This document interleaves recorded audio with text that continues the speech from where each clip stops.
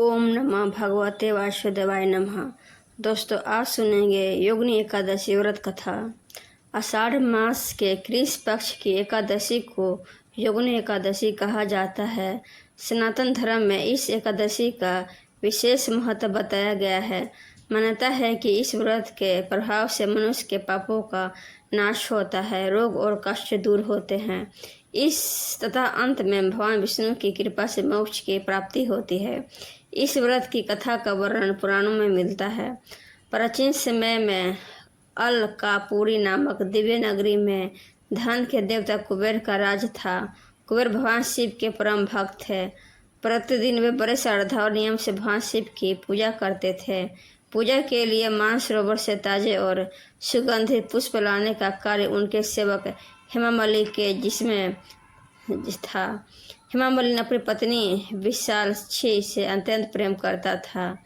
एक दिन वह मानसरोवर से पुष्प लेकर घर पहुंचा और पत्नी के प्रेम में इतना मगन हो गया कि समय पर भगवान शिव की पूजा के लिए पुष्प पहुंचाना भूल गया।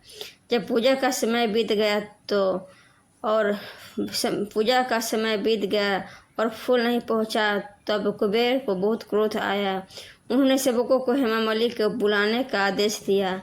सेवकों ने जाकर देखा कि हेमामली अपनी पत्नी के साथ आनंदपूर्वक समय बिता रहा है। उन्होंने यह बात कुबेर को बताई।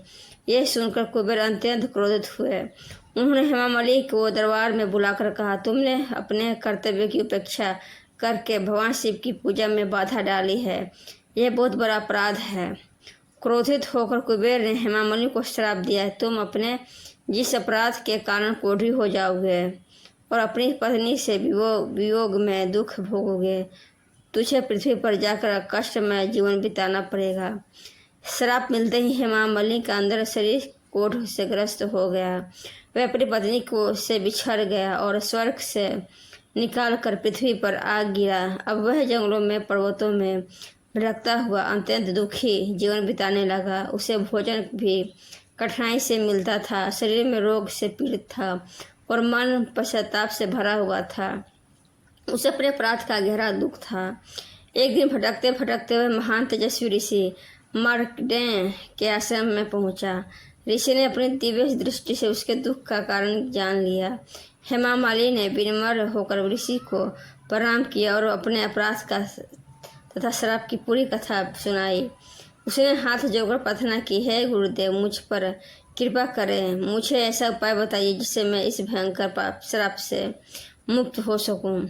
ऋषि मार्कंडेय ने करुणा से भरकर कहा, हे हेमामली, तुमने अपने कर्तव्य की उपेक्षा की है, इसलिए तुम्हें यह दंड मिला। किंतु यदि मनुष्य सच्चे मन से पश्चाताप करे और भगवान की शरण में जाए तो उसके पाप नष्ट हो जाते हैं। आषाढ़ मास के कृष्ण पक्ष की योगिनी एकादशी का व्रत अत्यंत पुण्यदायी है। तुम श्रद्धा, नियम और भक्ति के साथ इस व्रत का पालन करो। भगवान विष्णु की पूजा करो, उपवास रखो, रात्रि में जागरण करो और द्वादशी के दिन विधि पूर्वक व्रत का पालन करो।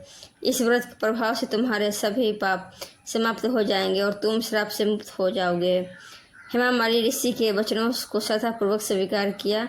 एकादशी आने पर उसने प्राप्त स्नान किया, भगवान विष्णु का ध्यान किया और पूरे दिन उपवास रखा। उसने भगवान की पूजा अर्चना की, विष्णु मंत्रों का जाप किया और रात्रि भर भजन कीर्तन में समय बिता दिया। अगले दिन एकादशी को विधि पूर्वक भगवान की पूजा कर ब्राह्मणों को दान दिया और फिर व्रत पालन किया। योगिनी एकादशी के प्रभाव से उसका कोढ़ तुरंत समाप्त हो गया। उसका शरीर पहले की तरह सुंदर और तेजस्वी हो गया। भगवान विष्णु की कृपा से वह श्राप से मुक्त हो गया। इसके बाद उन्हें पुनः अलकापुरी लौटने का अवसर मिला। वह जाकर उसने कुबेर से क्षमा मांगी। कुबेर ने भी उसकी सच्ची भक्ति और पश्चाताप को देखकर उसे क्षमा कर दिया। हेमामली अपनी पत्नी विशालाक्षी से पुनः मिल गया और पहले की तरह सुख पूर्वक जीवन बिताने लगा। उसने जीवन भर अपने कर्तव्यों का पालन किया और भगवान की भक्ति में लगा रहा। इस कथा से यह शिक्षा मिलती है कि मनुष्य को कभी भी अपने कर्तव्य की उपेक्षा नहीं करनी चाहिए। मोह, आलस्य और विशेष वासना के कारण यदि कर्तव्य छूट जाए तो उसे गंभीर परिणाम हो सकते हैं।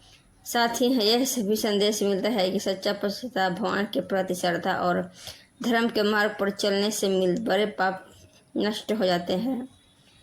यह योगिनी एकादशी का व्रत केवल शरीर का उपवास नहीं बल्कि मन, वचन और कर्म की पवित्रता का भी व्रत है। शास्त्रों में कहा गया है कि योगिनी एकादशी का व्रत करने से अनेक जन्मों के पाप नष्ट हो जाते हैं, रोग शोक, दरिद्रता और दुख दूर होते हैं, भगवान विष्णु की कृपा प्राप्त होती है और अंत मोक्ष के मार्ग पर प्रशस्त होता है। इसलिए श्रद्धालु इस दिन का भगवान विष्णु का पूजा वर्तमान जब तब सत्संग करके अपने जीवन को पवित्र बनाने का प्रयास करते हैं। दोस्तों, ये वीडियो आप लोगों को कैसा लगा? अच्छा लगा हो तो लाइक कर देना और कमेंट में ओम भगवते वासुदेवाय लिख देना। हम इसी तरह की वीडियो रोज आप लोगों के लिए लिख के आते रहेंगे। ओम भगवते वासुदेवाय नमः। ओम माता लक्ष्मी नमः। राधे राधे।